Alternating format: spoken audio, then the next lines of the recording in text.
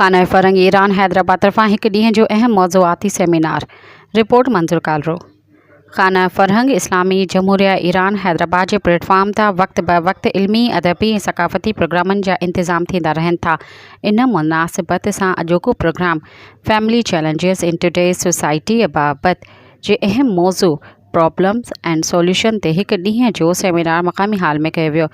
Director जनाब मोहतरम रज़ा पारसाई जे 7 speakers तरफ़ां मौज़ू 7 मेज़बानीअ जे मुख़्तलिफ़ रुख़नि ते पंहिंजा पेपर्स पढ़िया ऐं उन्हनि जो हल पेश कयो। रज़ा पारसाई साहिब समूरनि मुअज़्ज़िज़ महिमान जी शिरकत ते सदन थोरा मञिया, जॾहिं त ख़ासि तौर ते औरतुनि जी आजियां वास्ते मोहतरम रज़ा जी घरवारी बि शरीक रही। प्रोग्राम दौरान स्क्रीन ते मौज़ूआती वीडियो क्लिप्स पिणु ॾेखारी वयूं, जिन में इंसानी समाज जी ख़राबियुनि, ख़ानदानी मसइलनि ऐं उन्हनि जे हल जा पैगाम शामिल हुआ।